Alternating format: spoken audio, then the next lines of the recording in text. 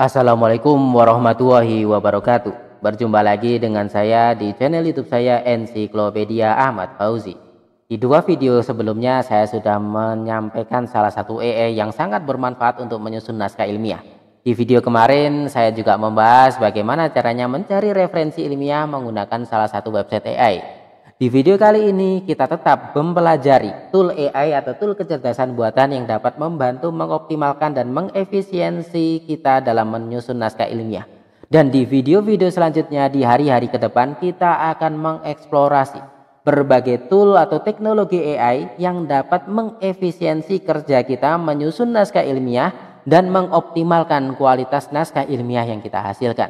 Dan di video yang lain kita juga akan belajar memanfaatkan AI untuk menggali ide penelitian hingga merancang desain penelitian yang berkualitas jurnal internasional bereputasi.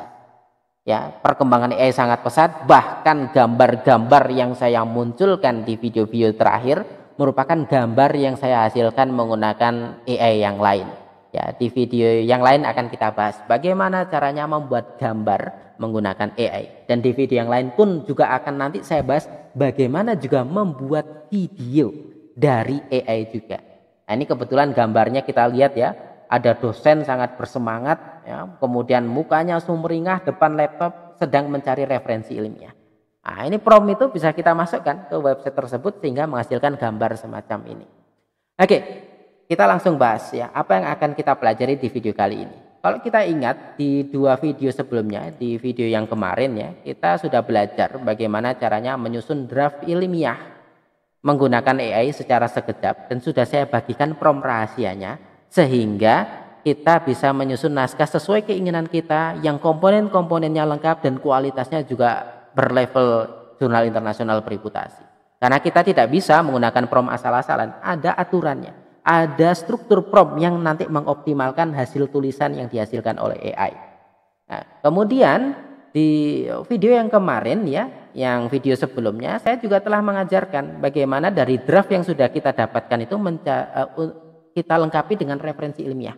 Di video kemarin kita menggunakan website AI, kita tinggal copy paragraf ini ke website tersebut, nanti secara otomatis dan sekejap dia akan mencari referensi-referensi ilmiah yang mendukung setiap kalimat ini. Dan kita bisa memilih, oh saya hanya ingin referensi dari top tier, dari jurnal yang bereputasi tinggi saja. Kita tinggal centang. Oh saya hanya ingin referensi yang bisa di-download PDF-nya alias open access. Tinggal kita centang menu open access. Oh saya bebas, boleh dari jurnal nasional, jurnal internasional. Maka centangan-centangan itu dihilangkan. Bahkan dengan menggunakan website AI tersebut, kita juga bisa mendownload RIS-nya. Sehingga kita bisa mendownload metadatanya dalam satu langkah dan bisa kita unggah atau kita masukkan ke Mendeley, sehingga referensi-referensi yang dikumpulkan oleh website tersebut langsung masuk di Mendeley kita. Namun di video tersebut saya sampaikan memang sangat powerful website AI tersebut. Tetapi ternyata kalau kita ingin gratisan di website tersebut ada batasan kuotanya. Sehingga setiap harinya kita tidak secara bebas meminta tolong website AI itu untuk mencari paragraf-paragraf yang sudah kita hasilkan atau mencari referensi yang mendukung ide pokok atau kata kunci dari variabel-variabel penelitian kita. Ya, gratis bisa, tetapi ada batasnya. Kalau ingin unlimited berbayar. Nah, kita di video kali ini akan menggunakan website lain yang benar-benar gratis dan unlimited ya, sehingga kita bebas menggunakan website tersebut untuk mencari referensi ilmiah. Memang langkahnya sedikit lebih panjang dibandingkan website yang kemarin, tetapi tetap kalau kita menggunakan Google Scholar itu jauh lebih lama mencari referensi ilmiah. Nah, kalau kita menggunakan yang website yang ini di video kali ini, nah itu akan jauh lebih cepat ya, jauh lebih cepat daripada kita menggunakan Google Scholar ya. Kita jangan menggunakan ChatGPT ya. Nah, ini ya, ChatGPT ini memang bisa kita perintah untuk mencari referensi ilmiah yang mendukung paragraf ini. Namun seperti yang saya bahas di video sebelumnya, ternyata referensi ilmiah yang dimunculkan oleh ChatGPT itu referensi palsu. Memang ada DOE-nya, memang ada URL-nya. Namun kalau kita akses DOE dan URL tersebut nanti bisa jadi mengarah ke referensi lain. Atau mungkin DOE-nya mati atau URL-nya itu sebetulnya URL yang diada-adakan. Bahkan judul jurnal, judul artikel yang dimunculkan oleh ChatGPT itu ya judul-judul palsu. Dia buat semacam benar-benar kayak ada referensi ilmiah. tetapi ternyata dia bukan referensi ilmiah, referensi yang hanya dibuat oleh ChatGPT sesuai dengan prompt yang kita masukkan, gitu ya. Kayak kita ditipu begitu ya. Jadinya harus kita cek. Setelah dicek ternyata nggak ada referensinya. Nah, kalau kita menggunakan ChatGPT, kita menggunakan website yang kita bahas di video kemarin, kita bebas menggunakan Google Chrome, menggunakan Mozilla, menggunakan Microsoft Edge. Tetapi kalau di video kali ini kita akan menggunakan tool AI yang hanya bisa menggunakan Microsoft Edge. Bagi kalian yang komputernya berbasis Microsoft, insya Allah browser Microsoft Edge ini sudah ada di komputer kalian atau komputer Anda, tinggal diklik saja. Namun bagi Anda yang ternyata di laptopnya belum ada Microsoft Edge, silahkan diinstal saja, mudah kok installnya ya. Setelah diinstal nanti langsung diklik ya, diklik, kemudian nanti ada simbol ini ya, ini simbol Copilot. Nah ini tinggal kita klik kiri saja, sehingga kita diarahkan ke sini. Nah ini dulu namanya Bing Chat ya, Bing AI ya, kemudian diubah menjadi Microsoft Copilot.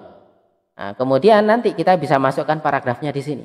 Tetapi yang perlu kita ingat ya, kalau kita menuliskan promptnya dalam bahasa Indonesia dan paragraf yang kita masukkan dalam bahasa Indonesia, maka nanti referensi yang kita dapat biasanya juga dari Indonesia.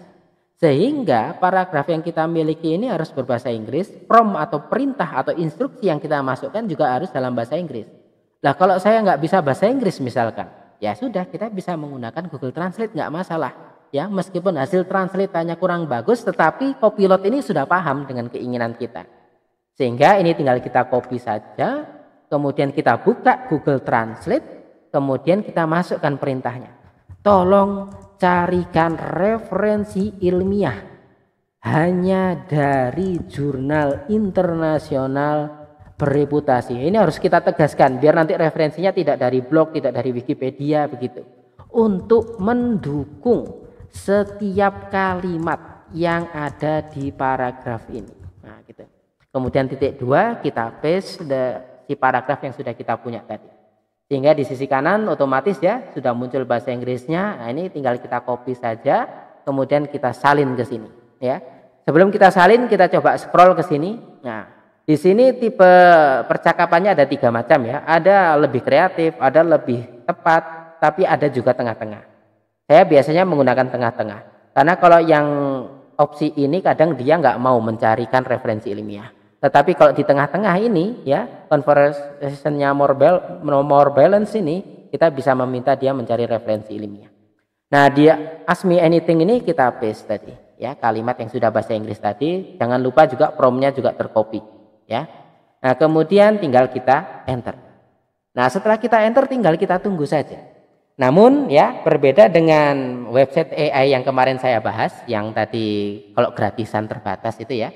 Kalau kita menggunakan Microsoft Copilot, nah kadang kita secara langsung bisa mendapatkan referensi ilmiah dari jurnal bereputasi semacam ini. Ini alhamdulillah ini.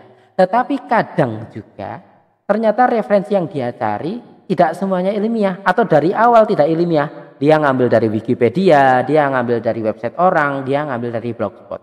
Nah, bagaimana caranya ketika ternyata hasilnya semacam itu, referensi yang dia cari bukan dari referensi ilmiah, maka nanti bisa klik new topic ini lagi ya. Ketika kita klik new topic ini lagi, nanti akan muncul topik baru, masih kosongan seperti awal tadi. Kemudian ini nanti kita paste lagi, kita salin lagi di topik baru tersebut, sehingga dia nanti akan berusaha mencarikan lagi sesuai dengan keinginan kita. Nah, ini kebetulan langsung ya, referensi yang didapatkan sesuai keinginan kita. Dia berupa artikel ilmiah dan dari jurnal internasional. Lalu bagaimana cara mengaksesnya? Beda lagi dengan website yang kemarin. Kalau website yang kemarin enak, langsung kita download, bisa kita masukkan ke Mendeley. Tetapi kalau ini pun sebetulnya mudah ya, jauh lebih mudah daripada kita menggunakan Google Scholar ya. Karena langsung mendukung setiap kalimat yang kita tuliskan. Nah, ini misalkan kalimat pertama. Kalimat pertama ini referensi yang bisa kita gunakan ini. Dan kalau kita arahkan ke sini kursor kita ya, ke angka 1 ini, maka nanti kalau kita klik langsung diarahkan ke website yang memuat si artikel tersebut. Sama nanti ketika kita ke referensi yang kedua, ini tinggal kita klik saja ya. Nah, ini ketika bahkan kursornya kita geser ke sini pun sudah muncul judulnya. dan sudah muncul websitenya, alamatnya apa.